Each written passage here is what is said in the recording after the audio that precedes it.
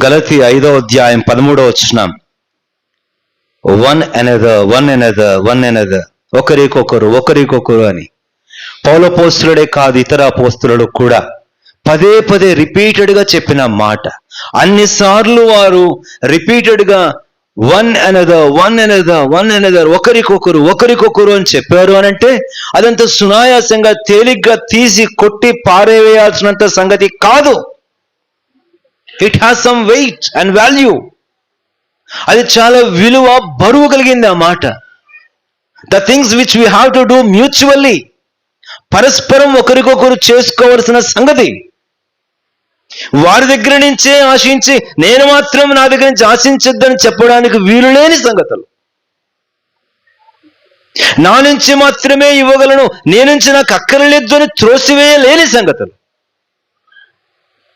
పరస్పరం విశ్వాసికి మరొక విశ్వాసి, ఖచ్చితంగా సహోదరునికి సహోదరుడు, సహోదరికి సహోదరి, విశ్వాసికి దేవుని సేవకులు, దేవుని సేవకులకి విశ్వాసులు, అన్నలకు తమ్ములు, అన్నలకు అక్కలకు తమ్ములు, అక్కలకు చెల్లెలు, భార్యకు భర్త, భర్తకు భార్య, తల్లిదండ్రులకు పిల్లలు, పిల్లలకు తల్లిదండ్రులు, ఒకరికి ఒకరు మరొకరు పరస్పరం చెరిగించుకోవలసిన ధర్మములు, నైతిక విలువలు కలిగిన, ఆధ్యాత్మిక ప్రమాణములు కలిగిన, దైవిక సంబంధమైన సంగతులు, నిశ్చయమైనటువంటి ఆజ్ఞలు పాటించవలసినదే. షరతులు విధించకుండా, మరి ఏ సాకులు చెప్పకుండా పాటించవలసిన ఖచ్చితమైనటువంటి ప్రమాణాలు.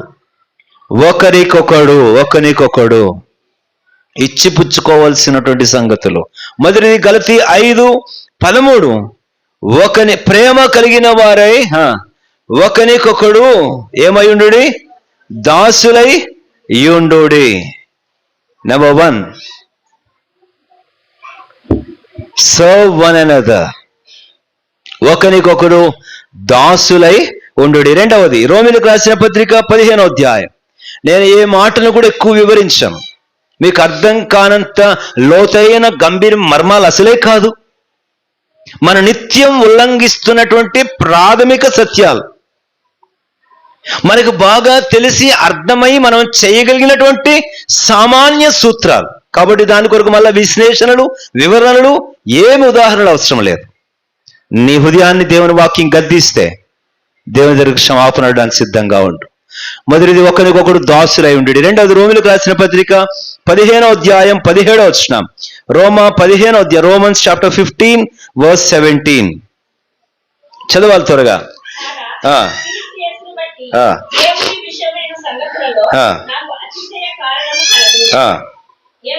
ఎలాగనగా క్షమించండి, 7వ వచనం చదువుదాం. 7వ వచనం, రోమా 15:7. కాబట్టి క్రీస్తు మిమ్మును చేర్చుకొనిన ప్రకారము దేవునికి మహిమ కలుగునట్లు మీరును ఒకరినొకడు రిసీవ్ వన్ అనదర్. ఒకరినొకడు మీ హృదయములలో చోటివ్వండి, చేర్చుకోండి, స్థలం ఇవ్వండి. మూతలు మూసేసుకోవద్దు, దారులు మూసేయద్దు, తలుపులేసేసుకోవద్దు మీ హృదయానికి. ఒకరినొకడు చేర్చుకునడి. నా హృదయములో నీకు చోటు ఉంది, నేను తిరస్కరించను, త్రోసివేయను అన్నట్లుగా ఒకరినొకడు దేవునికి మహిమ కలిగినట్లు ఒకరినొకడు receive one another so that God may be glorified. రెండవది. మూడవ సంగతి రోమా 15వ అధ్యాయం 14వ వచనం. రోమా 15వ అధ్యాయం 14వ వచనం. మీరు కేవలము మంచివారును, చదవండి, అందరూ కలిసి చదవండి, ప్రతి వచనం అందరూ కలిసి చదవండి. ఎక్కువ బోధ ఏమి ఉండదు, వచనాలు చదువుకోవడమే. సమస్త జ్ఞాన సంపూర్ణులను ఒకరికి ఒకరు బుద్ధి చెప్ప సమర్థులై ఉన్నారని నా మట్టుకు నేనను మిమ్మల్ని గూర్చి రూఢిగా ఒకరికి ఒకరు బుద్ధి చెప్పుడి. ఎగ్జార్ట్ వన్ అనదర్. ఒకరికి ఒకరు బుద్ధి చెప్పుడి. ఎలా బుద్ధి చెప్పాలా? ఒకరికొకరు ఎలా బుద్ధి చెప్పాలా? కృపాసహితముగాను, సాత్వికముగాను, ప్రేమతోనూ ఒకరికొకరు బుద్ధి చెప్పండి. ఆత్మీయంగా తొలగిపోయినప్పుడు, దారి తప్పినప్పుడు, దైవికమైన సంగతులలో దేవుని ప్రమాణాలు ఉల్లంఘించినప్పుడు ప్రేమతో సాత్వికంగా ఒకరికొకరు బుద్ధి చెప్పండి. నేనైతే నీకు చెప్తాను కానీ నువ్వు చెప్తే మాత్రం నేను ఒప్పుకోనంటే అది ఒకరికొకరు పరస్పరం చేసుకునే దైవికమైన ప్రేమలో ఇమిడి ఉండేది కాదు.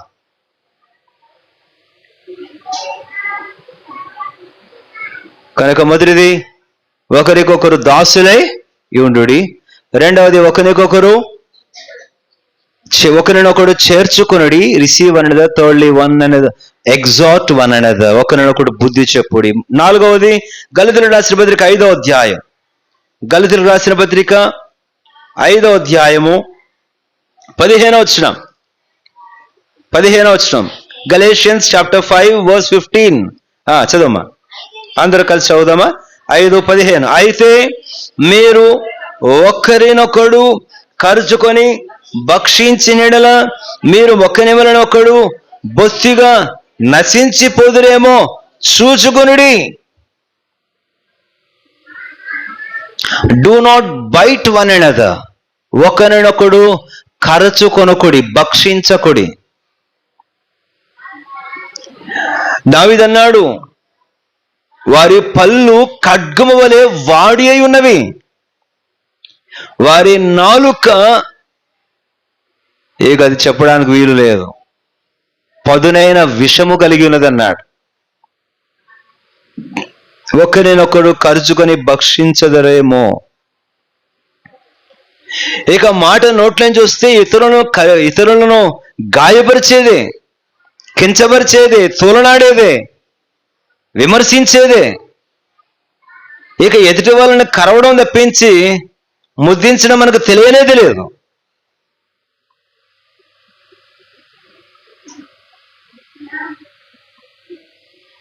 Not only learning how to criticize, but also learn how to appreciate. ఒకరినొకరు కరుచుకోవడం, విమర్శించుకోవడం, గాయపరుచుకోవడమే నేర్చుకొని అలవాటుగా మార్చేసుకోవద్దు. మెచ్చుకోవడం, ప్రశంసించడం కూడా నేర్చుకోవాలి, అభినందించడం కూడా నేర్చుకోవాలి. కొన్నిసార్లు గమనిస్తే అట్టి మాటలే చేత కాదు.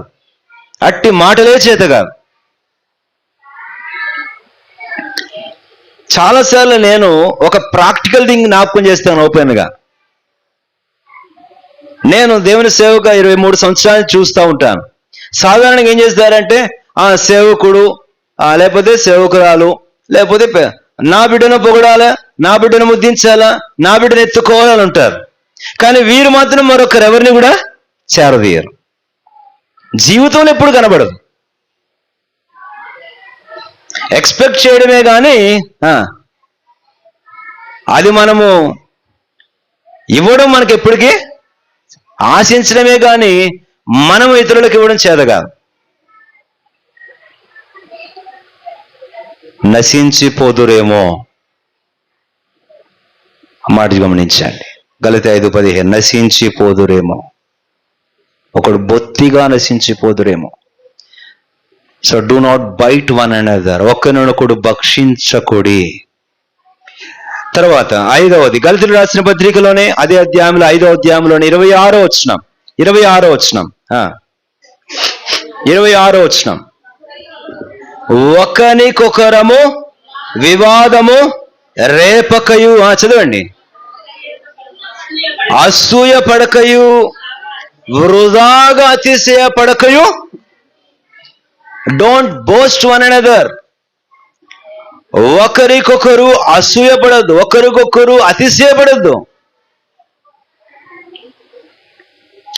ఒకరికొకరు వివాదము రేపేందుకు కారణం ఏంటంటే వివాదం ఎప్పుడు రేగుతుంది?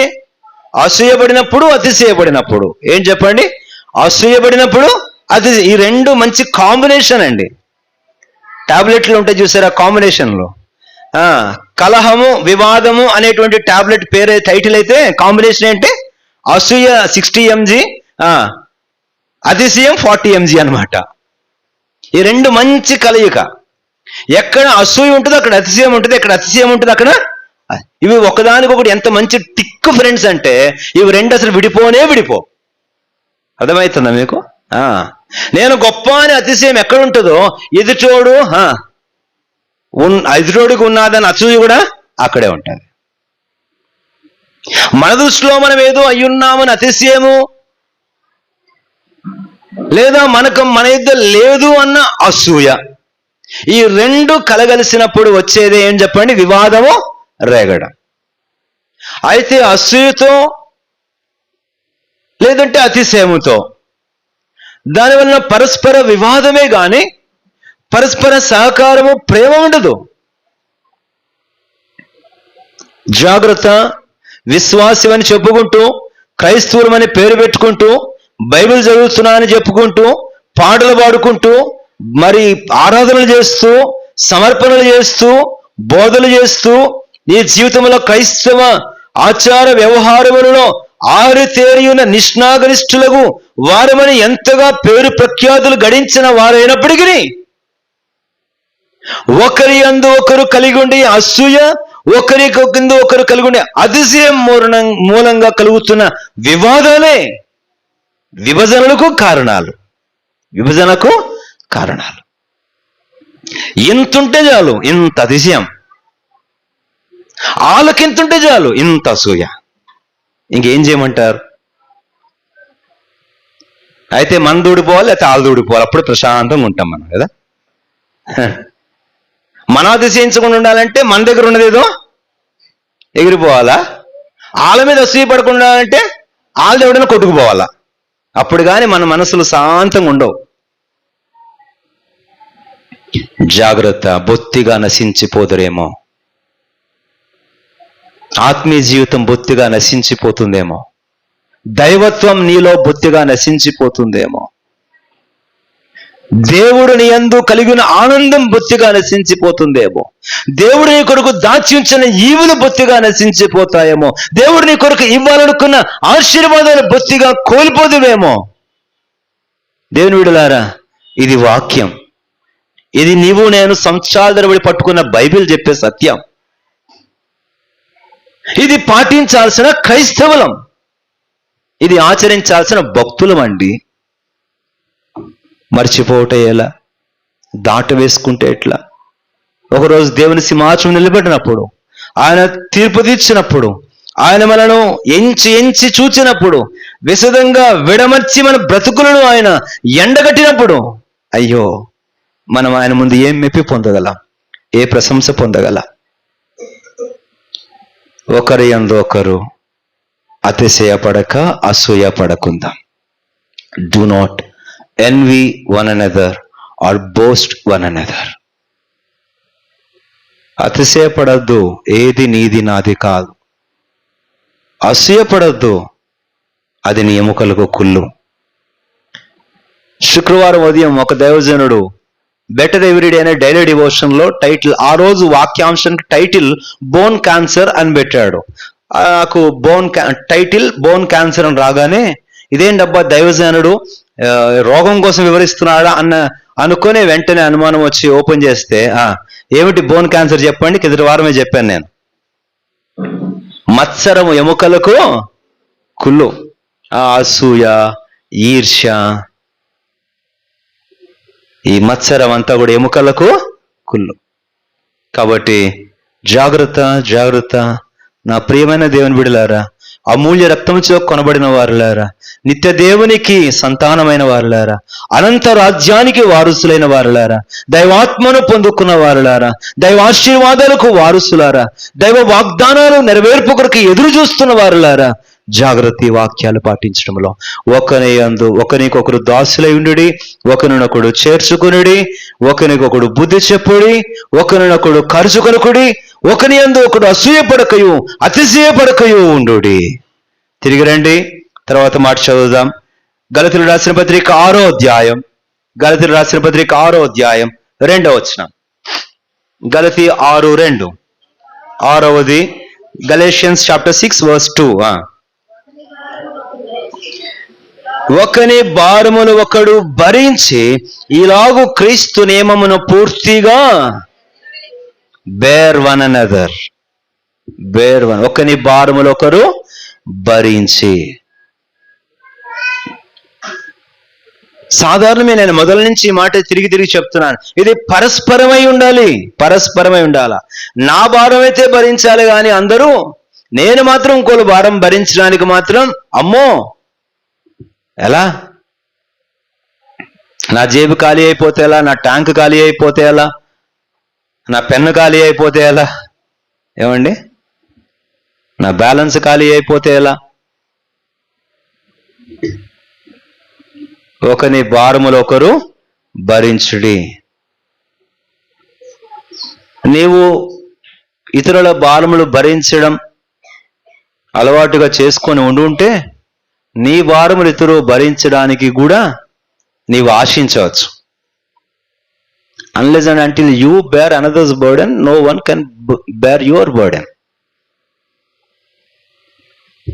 ఎక్స్పెక్ట్ చేయడం కూడా తప్పే. మనం ఇతరుల భారములు భరించే విషయంలో మనకు మనం ఎంత కాడికి చేతులు ముడుచుకొని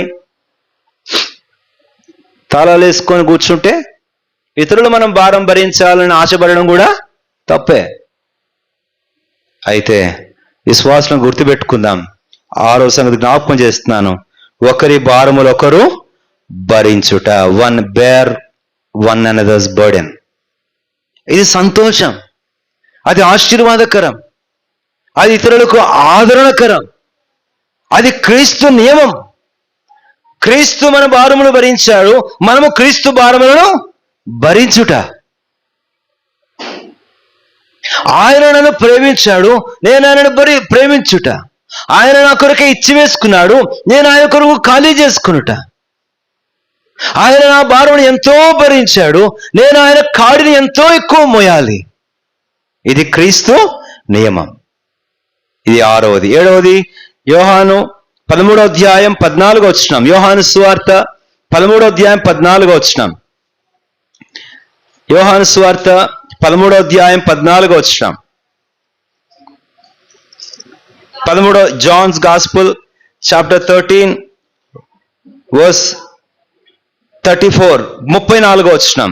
13:34 మన్నించండి, 34 చదువుదాం అందరం కలిసి. 13:34, 13:34 జాన్స్ గాస్పెల్. మీరు ఒకరినొకరు ప్రేమింపవలనని మీకు కృతజ్ఞ ఇచ్చుచున్నాను, నేను మిమ్మల్ని ప్రేమించినట్టే మీరును ఒకరినొకరు ప్రేమించుడి. 15వ అధ్యాయం యోహాను సువార్త 15వ అధ్యాయం 17వ వచనం. యోహాను సువార్త 15వ అధ్యాయం 17వ వచనం. 17వ వచనం. మీరు ఒకరినొకడు ప్రేమింపవలనని ఈ సంగతులను మీకు ఆజ్ఞాపించుచున్నాను.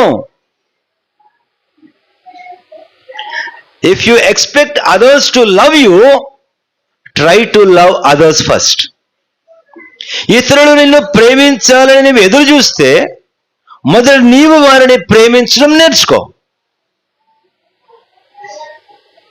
నీ ప్రేమకేమో షరతులు, వారి ప్రేమకు మాత్రం షరతులు ఉండకూడదు. నీ ప్రేమకు మాత్రం హద్దులు, వారి ప్రేమకు మాత్రం ఆవుదలు ఉండకూడదు.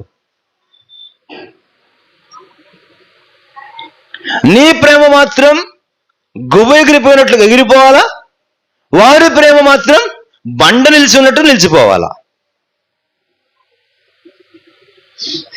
నీ ప్రేమేమో గాలిబుడకంత తేలిగ్గా ఉండాలా, వాళ్ళ ప్రేమేమో అగాధ జలములంత లోతుగా ఉండాలా. అది కదా మన జీవితంలో నష్టానికి కారణం. ఒకరినొకడు లవ్ వన్ అనదర్, ఒకరినొకడు ప్రేమింపవలనని క్రొత్త ఆజ్ఞించుచున్నాను. ఈ ప్రేమ త్యాగముతో కూడిన ప్రేమై ఉండాలి, షరతులు లేని ప్రేమై ఉండాలి. అది క్రీస్తు ప్రేమించిన ప్రేమై ఉండాలి. అట్టి ప్రేమ మనలో లేకుంటే మనం అనర్హులం, అయోగ్యులం. మనం ఆయన బల్ల చేయి ఉంచడానికి కూడా పాత్రులం కాదు. క్రీస్తు శరీరాన్ని రక్తాన్ని భుజించి పానము చేసే మనం క్రీస్తు ప్రేమించినట్లుగా ప్రేమించడము మన జీవితంలో అలవర్చుకోకపోతే ఆయనను భక్షించుట అది ఏమాత్రం కూడా సమంజసం కాదు. భక్తి అంటే ఏంటంటే పాటలు పాడడం, బైబిల్ చదవడం, మందిరానికి రావడం, ప్రార్థన చేయడం, కానుకలేయడం, ఇది మాత్రమే కాదు భక్తి అంటే. భక్తి అంటే నీవు ఎవరిని అభిమానిస్తున్నావో, ప్రేమిస్తున్నావో వారిలా బతకడానికి ప్రయత్నించడం, వారిలా బ్రతకడానికి మారిపోవడం, వారిలా బ్రతకాలని నిర్ణయించుకోవడం, అది భక్తి అంటే. భక్తి అంటే అది. ఆయన వలె జీవించాలని, నడవాలని, పలకాలని, ప్రేమించాలని, ఆయన వలె దీనులై ఉండాలని, ఆయనలాగే ఉండాలని ప్రయత్నించడమే నిజమైన భక్తి, గాఢమైన భక్తి, లోతైన భక్తి, యథార్థమైన నిష్కపటమైన భక్తి. If we love him more than anyone, we ought to live like him more than anyone. ఆయనను ప్రేమిస్తే ఆయనలాగే జీవించాలని ప్రయత్నించాలి. అప్పుడే నీవు ఆయన నిజంగా ప్రేమిస్తున్నావని అర్థం. అది నిజమైన అభిమానం, అది నిజమైన శ్రేష్టమైనటువంటి అంకిత భావం, అదే భక్తి. అట్టి భక్తి దేవుడు మనలో చూడకోరుతున్నాడు. కాలం గడిచిపోతుంది, దినాలు దొర్లిపోతున్నాయి. ఒకరినొకడు ప్రేమింపవలనని క్రొత్త ఆజ్ఞ ఇచ్చేసిన లవ్ అన్ అనదర్.